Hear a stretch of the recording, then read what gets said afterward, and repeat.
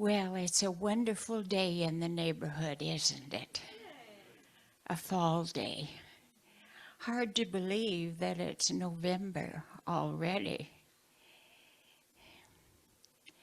I want to welcome each of you that are here today and those that are joining by way of Zoom and those that are joining by recording. It's always now, isn't it? I am known as Shirley Angel Love, and I welcome each of you. I'm delighted to look out and see spirit in form in each of you. It's wonderful. We have a few opportunities for the week. First of all, Early Birds meets every Sunday morning on Zoom or in Fellowship Hall. And that is at 9:30. And we're doing a wonderful book. I've already forgotten what the title of it is, but it has many different ways of knowing this that we call God. And it's wonderful, different people sharing. You can connect with us on our website also if you're wanting to join by way of Zoom. Our speaker today is Reverend Kamatara. We're always happy to have her. And we're so happy that she lives in our city now. So we feel specialized. Next Sunday will be Dr. Edward. And on the 16th will be Reverend Pamela Evancha.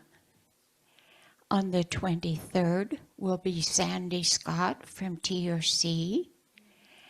And on the 30th will be Donna Stryker. We're so blessed with all this variety. It's just wonderful. Our Board of Trustees will meet this Wednesday, November 5th at 6:30 by way of Zoom.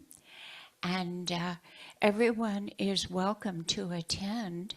So if you would like to have the way to connect by the web,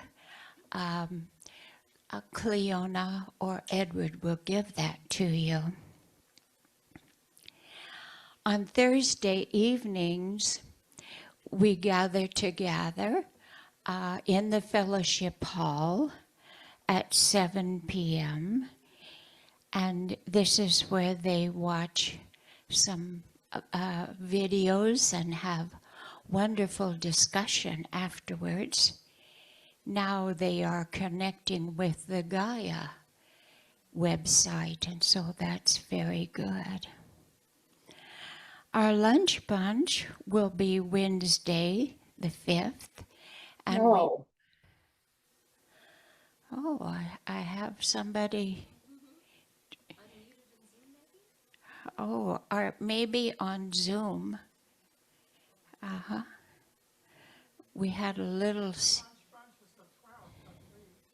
Lunch bunch is on the 12th. Oh, instead of the 5th. That's right. That's right. The second Tuesday. We get that confused because we generally do both on the same day, the board meeting and so forth. And on November 9th, we will celebrate Wellspring's birthdays. So anyone also, Wellspring's, yeah, I'll try that again. I think it is our 23rd birthday, Wellspring's birthday. If you're interested in becoming a member, then connect with Edward or Judy. And following that service, we will have a luncheon and cake and conversation. Wellspring loves to eat together. The Signs of Mind magazine for November and December is on sale. In the bookstore, it is $6, and you can pay Judy Bethman. My, we have a lot of opportunities. I'll try to read faster. And then on November 15th from 1:30 to 4:30 in the social hall, Jean Geringer will be sharing, teaching a dowsing workshop, and the suggested fee is $30.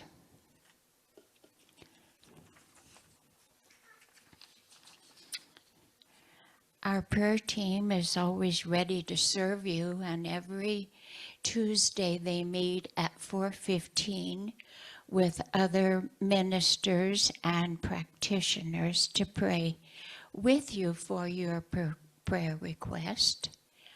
And so that's a good time for you to be quiet wherever you are at 4:15 and join with them in prayer for yours and other prayer requests. Because, yes, darling, we have a special little baby with us today. Okay, so right now it is time for us to have our invocation.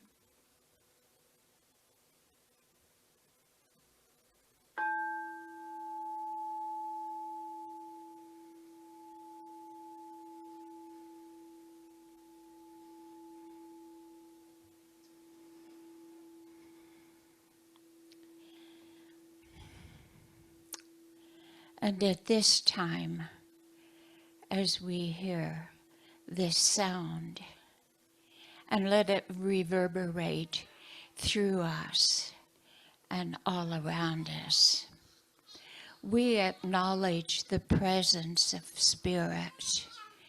We acknowledge the presence of angels and guardian angels. We acknowledge the presence of ancestors and of ascended masters. Welcome, welcome, welcome. And we give thanks for this day and all that is opening to us in beauty and good and holiness. We're thankful for the presence. We're thankful for gathering together.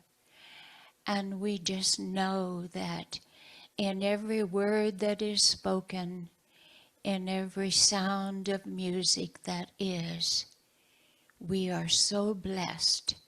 We are ministered to. We have opportunity to even be healed through it in us and around us. So we say, thank you, thank you, thank you to all that are here today, and to all of our invisible assistants. And so it is. Okay, so now it's time to have our song of joy.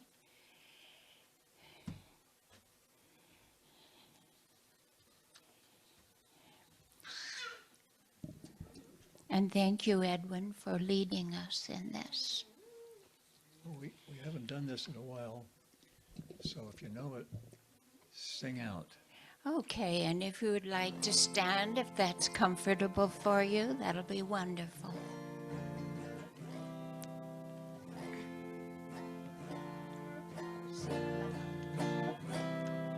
Use me, oh God, I stand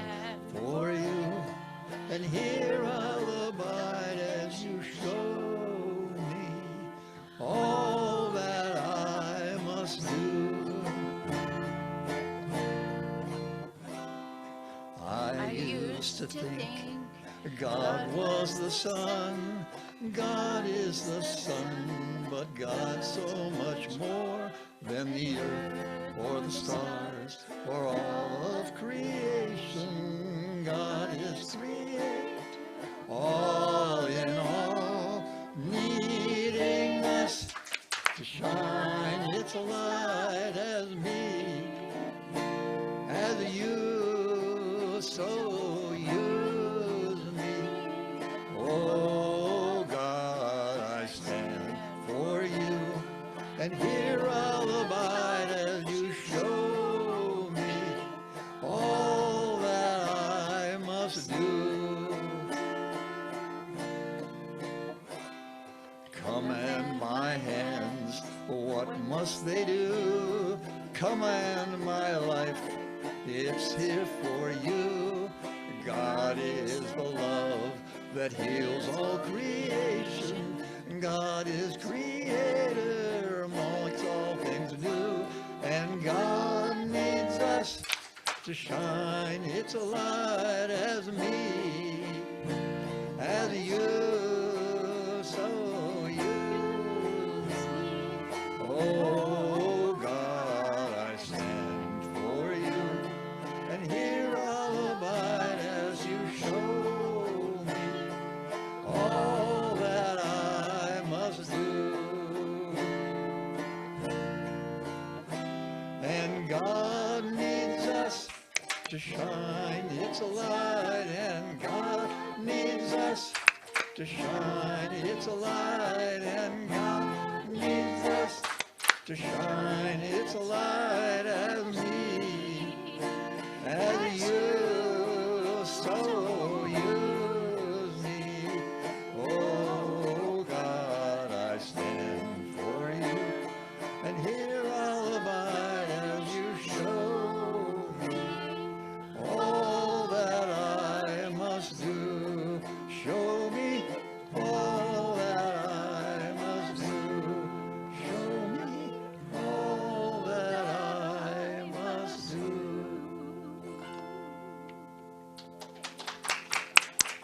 Thank you. Thank you. You may be seated.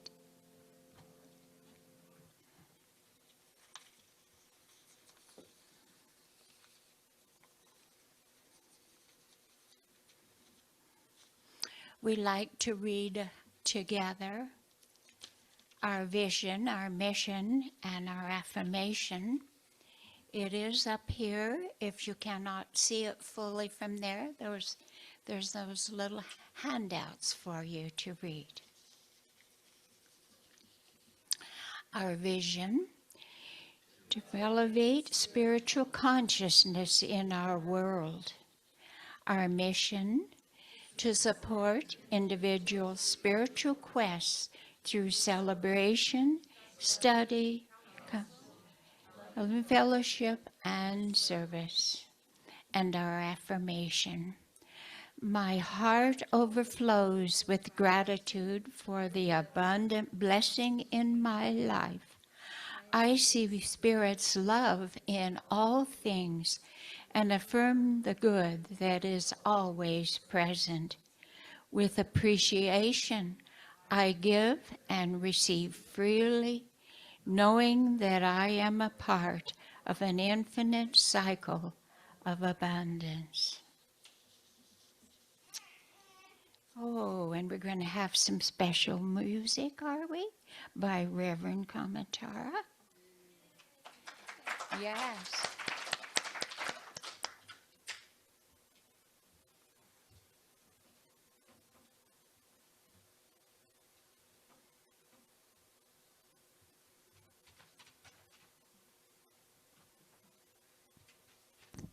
All right. Hello, everyone. I feel so buried. Prairie dog for a minute. Hello. Yay. A little bit, yeah. That's good. That'll make it really loud. Okay, we'll balance. Okay. So the song I'd like to share with you right now is by Karen Mitchell, who's a wonderful New Thought composer, and her whole album is just great.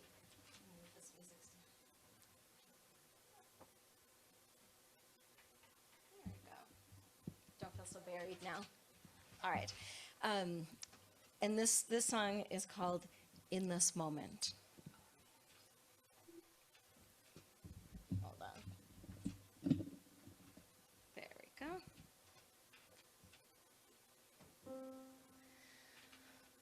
When I forget we are one, and I regret things that I've done, I go within my heart and soul. I start again, knowing I'm whole. God is right, here I am. I am right where I should be. As I fill my mind with peace, feel it washing over me. God is right, here I am, flowing in and out through me. In this moment, I am free.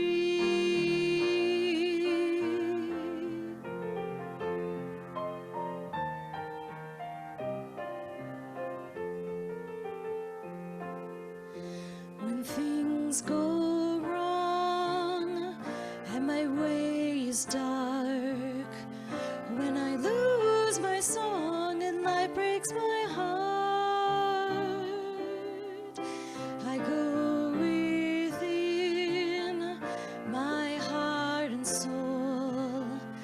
I start again, knowing I'm whole. God is right, here I am.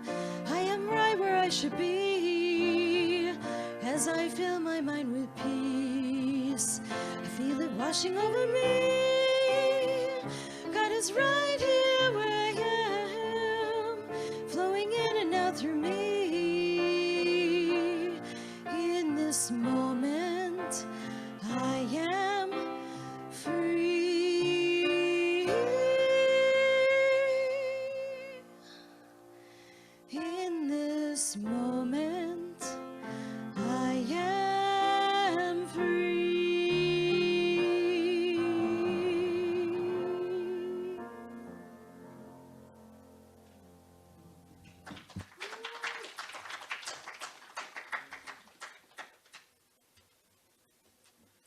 Wonderful.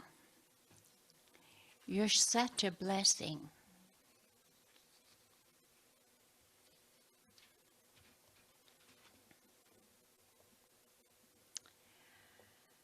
Our reading today is taken from 365 Blessings to Heal Myself and the World, Really Living One's Spirituality in Everyday Life.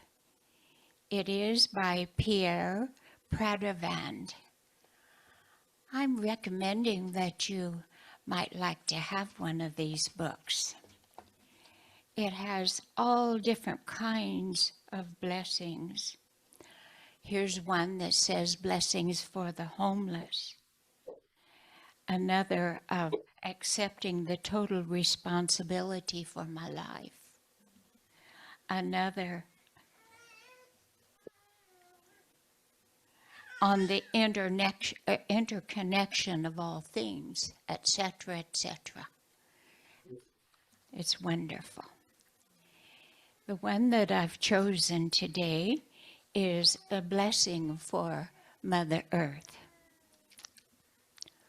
Oh, our Mother Earth, blessed be your name. Blessed are your fields and forests, your rocks and mountains, your grasses and trees and flowers, and every green and growing thing. Blessed are your streams and lakes and rivers, the oceans where our life began, and all waters that sustain our bodies and refresh our souls. Blessed is the air we breathe, your atmosphere that surrounds us and binds us to every living thing. Blessed are all creatures which walk along on your surface, or swim in your waters, or fly through your air. For they are all our relatives.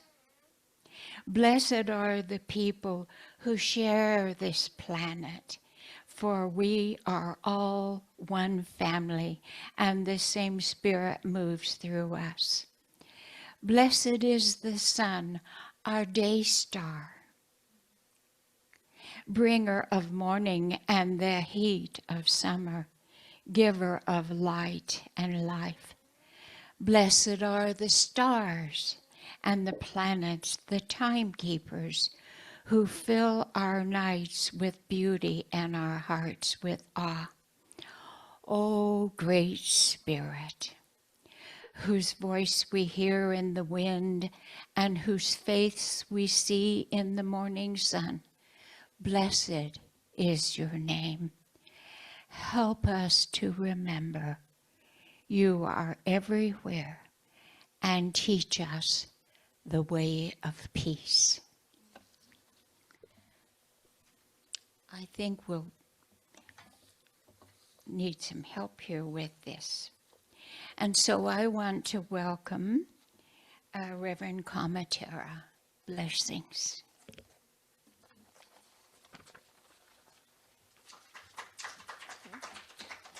Ooh, surprise.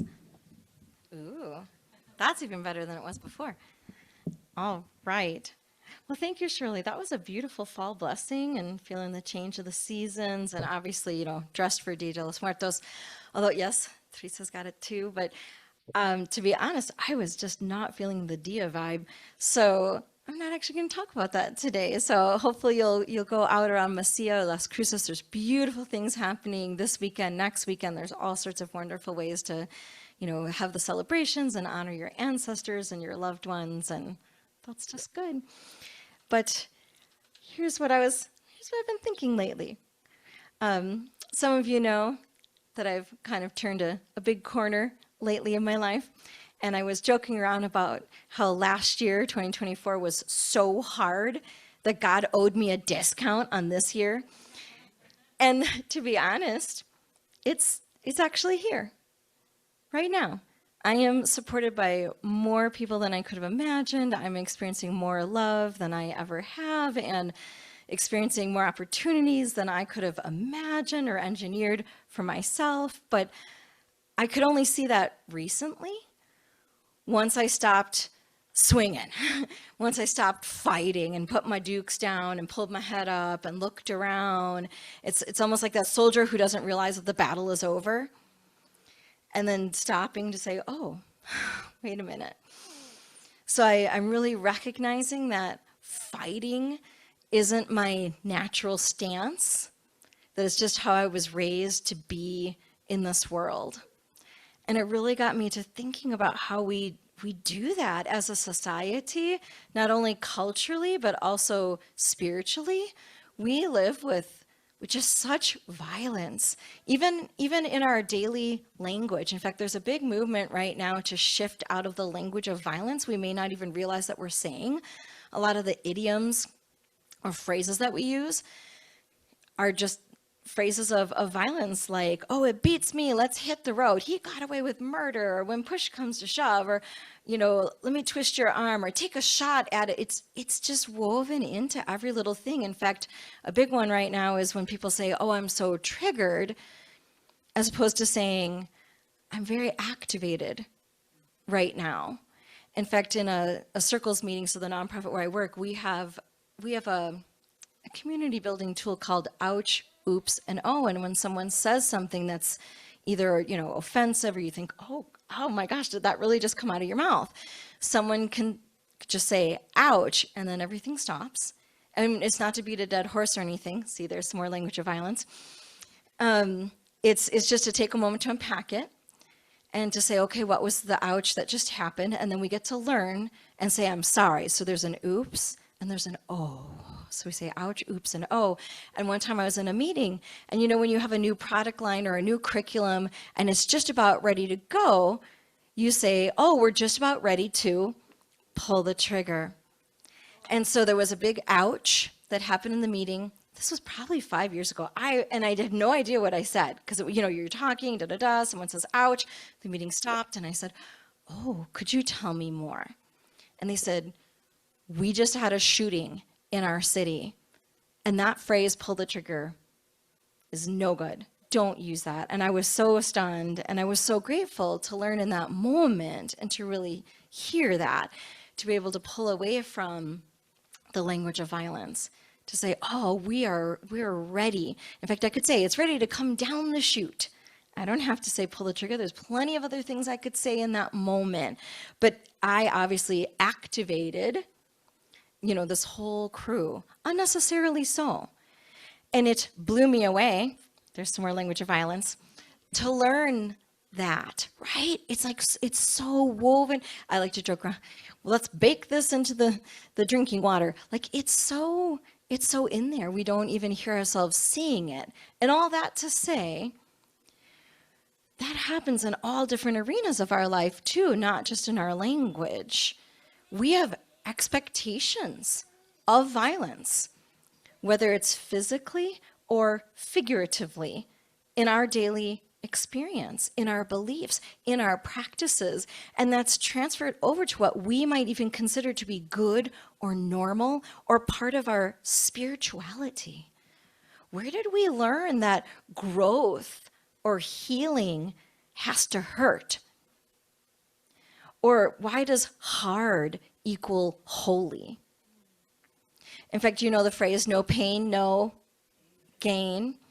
Or do you ever get a cut or step on a nail or something, when you're a kid growing up and your mom would slap that crazy iodine stuff and like burns, and they were like, that's so you know that it's working, right? Like we just have this mentality, or to take a play from our Christian friends, that we suffer on the cross like Christ. Like, what is your cross to carry? Wow. So culturally, the three big P's are productivity, penance, and perfectionism. Ooh, those are horrible crosses to carry. And so much devastation that has happened in the name of productivity, that you should pay your penance, earn your dues, right? And that you have to be perfect. That we're continuing, we have this mentality that we have to fight to earn our worthiness. Or as Brene Brown would put it, we have to hustle for our worth. Everyone needs their red badge of courage. In the battle, in the war, you have to earn what you're receiving, as opposed to just being inherently worthy. And spiritually, a lot of us were raised with, or we might still have, glimmers of these old beliefs that big awakenings require big dramas, a brutal reality, or a mountaintop experience, or some massive payment to earn the truth. In fact, I jokingly call that puritanical new thought. How's that for a paradox? But isn't it true? We really tend to punish ourselves with self-growth. In fact, you've heard me use the phrase toxic introspection. We just take it so far, and you've maybe heard the phrase, the floggings will continue until morale improves. It does not work, right? Or when we get into spiritual materialism, which I've also spoken about before, like the next retreat and the next certificate and the next class and the next this, because I'm more one than anyone. Yeah, that was actually a joke. You'll catch up with it. Okay, but when we get into spiritual studies, or even if you do DEI work, like diversity, equity, inclusion, and belonging type work, there's a phrase that they talk about, there's rupture and repair. That's so violent that we have to get into that, or they'll say, we have to lance the boil before you can heal. Wow. And it's grueling shadow work that we have to dwell in the darkness, that we have to, in Hinduism, you have to die to yourself. You have to dissolve your ego and become nothing, and you have to overcome the pain of facing oneself. And Mickey Singer, if you remember from Untethered Soul, he talks about us building resistance to manufacture intensity. Think about that. Am I building resistance to manufacture intensity so I can earn the goodness that I'm receiving? Are we just looping in spiritual violence in the name of being enlightened? It's a really weird blend of Kingdom 1 and Kingdom 2, isn't it? Remember, Kingdom 1 is that life happens to me and I'm a victim and there's nothing I can do about it and people are attacking me, and all that. And then Kingdom 2 is where things happen by me, like I make things happen, right? So if you blend the I make things happen and I'm a victim at the same time, it's kind of that spiritual violence that we perpetrate against ourselves and maybe other people in the spiritual path. Because as wild as this is to say, like we can actually do some damage in this teaching tradition. So I'm really grateful to just play with our cards face up and think about how we treat ourselves and others, because when we're in that Kingdom 1 and Kingdom 2 space, that still keeps us in force. I'm gonna make this happen, as opposed to being in our power, which is where we allow things to happen. And we know when we're making things happen, that's exhausting. It is not sustainable. But it's so good to remind ourselves. And I like how Abraham Hicks puts it, you cannot suffer your way into alignment. Oh my gosh, so how do we flip this? Do you remember how you shift from Kingdom 1 to Kingdom 2? To go through that doorway, it's all about accepting responsibility. When I accept responsibility for my life, then I'm no longer a victim, and I can make things happen. I can manifest. That's great. But how do you shift from being a manifester to Kingdom 3, being in the flow? The shift there is surrender. It's all about surrender, because spirit doesn't evolve by grinding. It evolves by aligning. It harmonizes. It's all about coherence, not catharsis. In fact, when we let the warrior rest, could we unlock those elbows that are out in resistance? I lived a lot of this last year like this. And when we can just breathe deep and stop forcing transformation, we can be open to intuition. We can allow for revelation, for the divine to be revealed. And the truth is that the truth just is. It doesn't have to be earned. It just is. There's no blood, sweat, or tears or a quota you gotta make to somehow magically unlock an arbitrary and capricious God. We don't believe in that here. It just is. So if we can release the resistance or the sabotage or all the stories and traps, not only of our culture, but of our spirituality, then we can opt into ease and grace and flow. And there's no guilt trip about that. It's not lazy. It's not overly comfortable. It's not a spiritual shortcut. Ease, grace, and flow is spiritual mastery. Buddhist wisdom suggests that ease is the measure of right action. We're not fighting against. And that's different than standing up for. At times, standing up for is really important, but that doesn't mean I'm fighting against. And there's a synchronicity that happens when we embody divine coherence, that there's an integration of our inner and our outer lives, that we're in harmony as human and divine. And the irony here is that the goal of all of this is to experience more joy and more peace. And then we beat ourselves up to do it. It doesn't make any sense.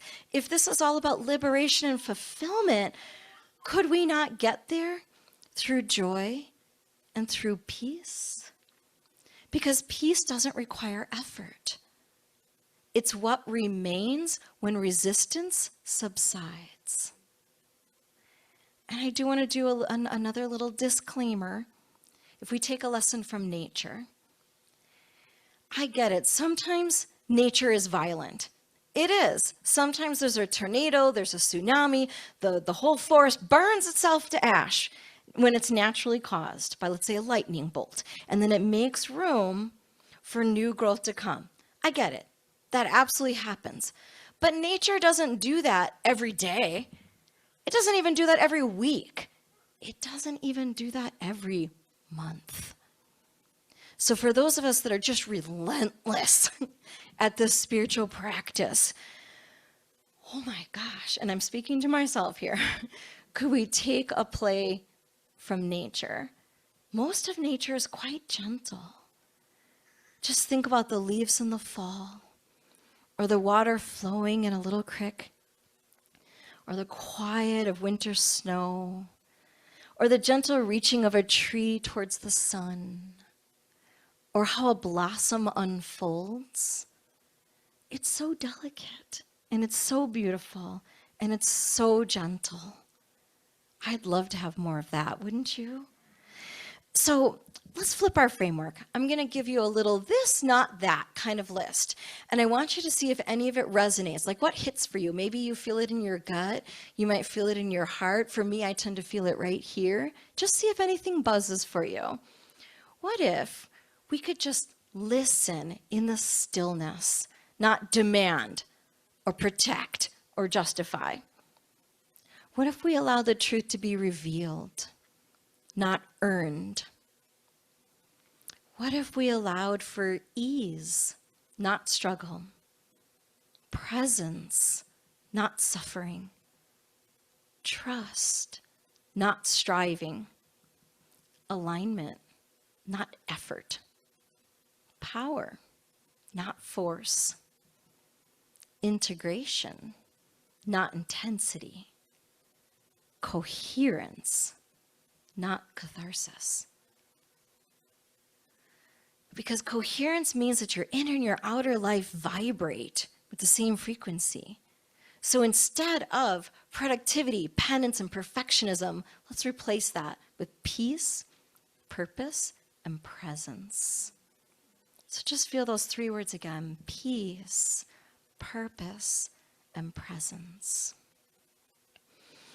Emma Curtis Hopkins taught that the Christ within is already whole, that spiritual practice reveals, not earns, divine truth. And Ernest Holmes emphasized time and time again alignment over effort. He said the infinite does not labor. And I think of the Buddha just sitting under the tree. He literally sat down to become enlightened. And Jesus, who said, "Come to me, all who labor and are heavy burdened. Learn from me and be humbled with me, for I shall give you rest. My yoke is easy, and my burden is light." And Ralph Waldo Emerson spoke of self-reliance as trust in the divine flow through you. You don't strive to become divine. You are. And Myrtle Fillmore healed through gentle attention, not struggle, not efforting. She affirmed life into her body by speaking love to her cells daily.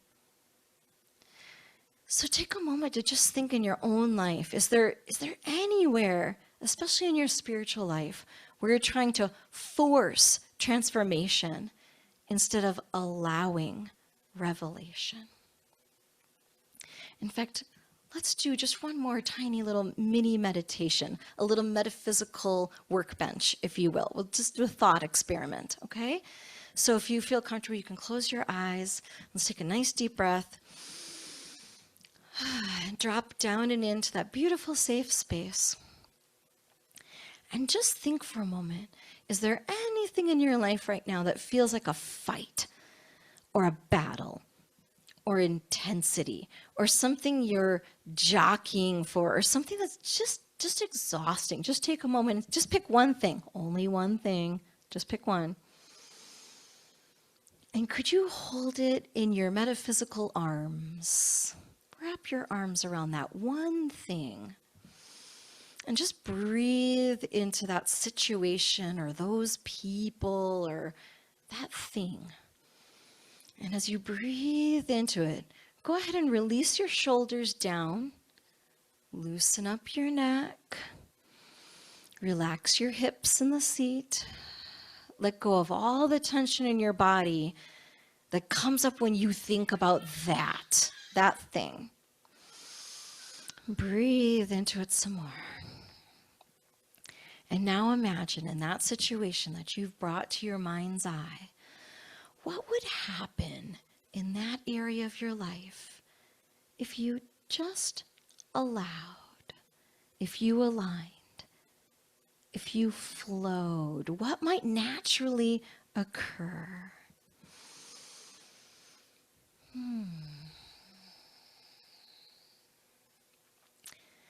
And imagine, how might a gentle, more grace-filled approach offer congruence or coherence or harmony? Just imagine yourself showing up as grace in that moment, in that situation with those people.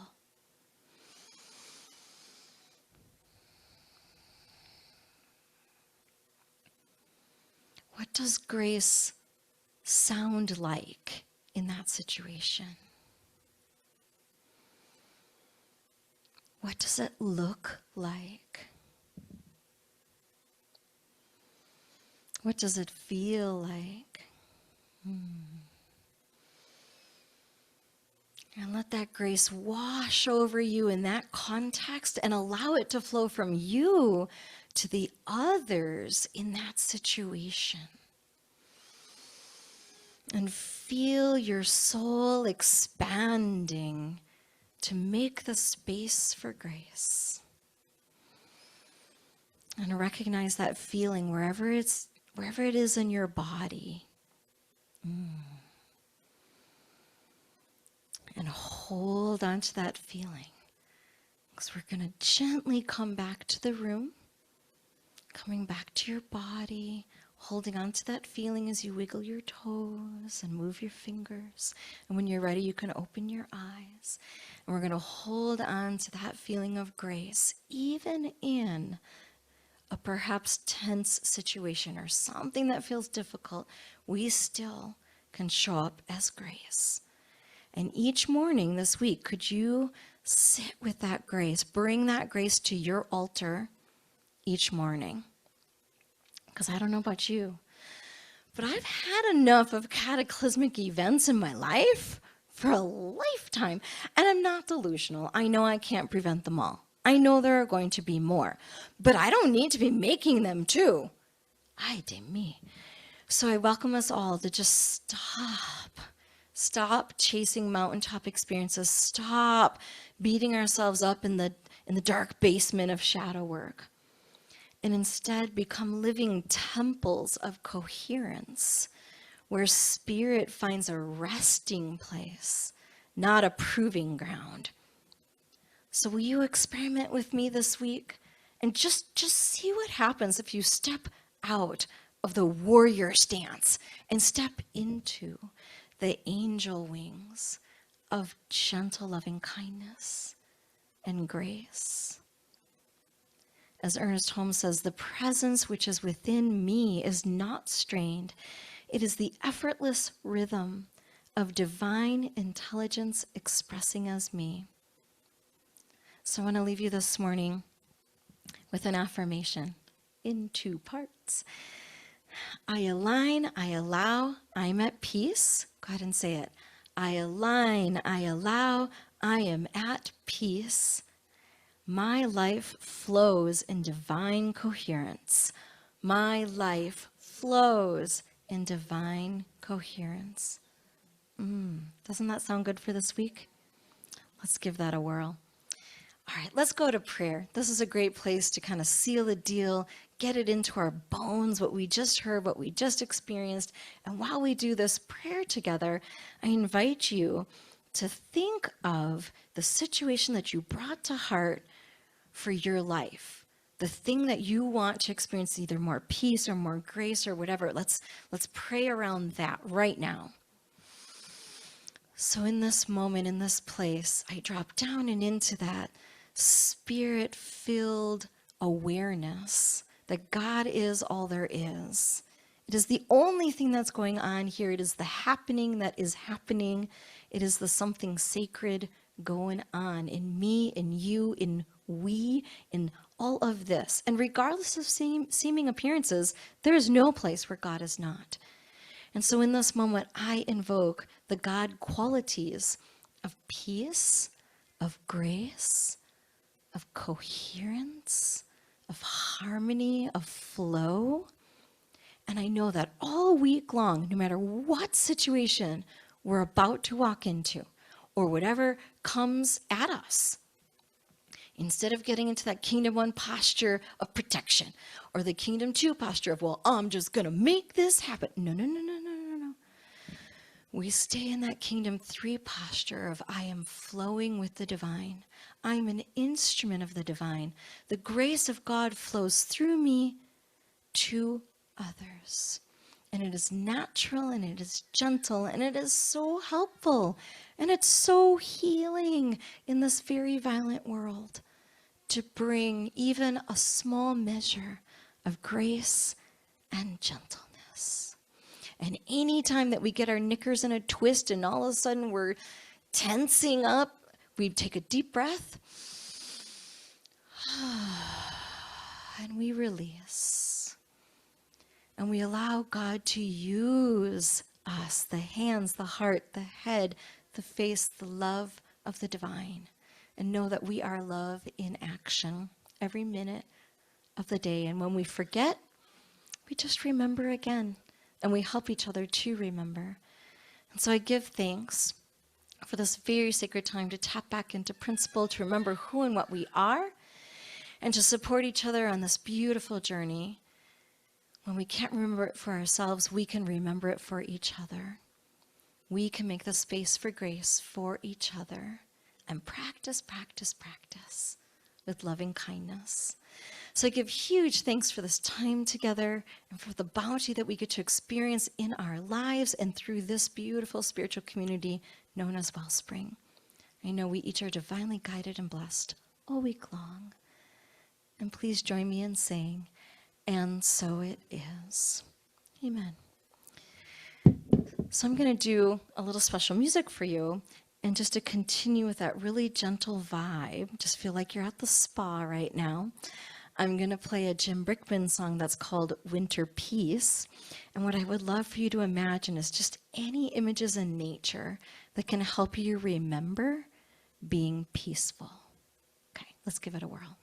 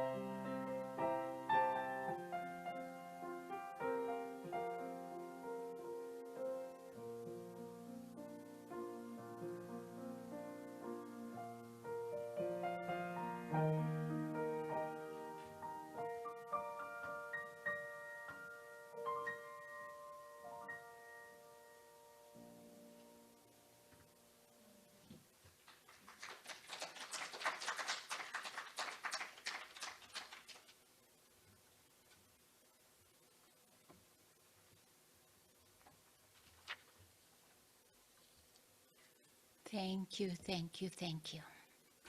It's beautiful, beautiful.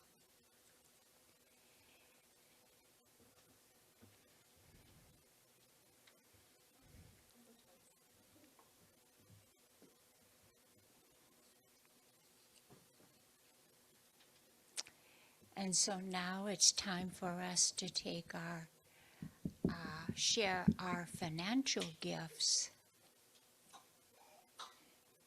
And Sharon is going to help us. She'll be coming from the back, and thank you.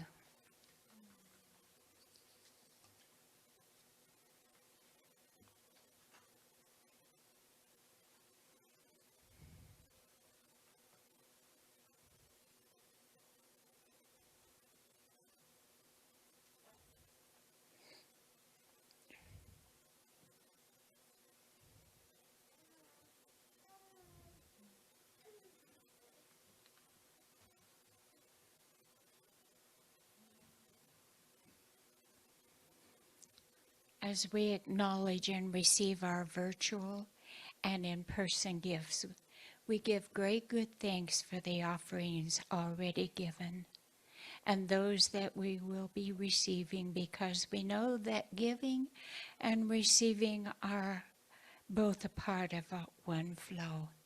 We affirm that we are also part of that flow. We bless these gifts and know they're multiplied throughout our community. Thank you, Sharon.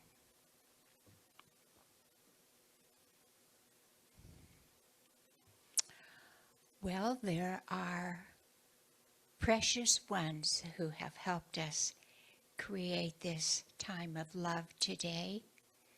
And we just thank you so much, Reverend Kamatara, and for your message and for your music and for your presence. And I thank you, Jim, for running the camera, and Cleona for being the techie. That's wonderful. We're blessed. And I would like to thank all of you out there in Zoom for joining us today. And you can continue to visit a bit on Zoom. And for those others of you here, we welcome you to join us in the fellowship hall. And we thank Sharon for creating this space for us. And here we can celebrate each other. Okay, and so our November birthdays that we are going to be celebrating today is Sharon on the 5th and Cleona on the 23rd. Wonderful. And so now it's time for us to do our benediction. If you would like to stand, and we'll share it together. And afterwards, we'll gather in the center aisle and sing the peace song. Spirit in the midst of us is mighty. Joy, peace, and eternal life are our true nature and flow through us into the world. And so it is.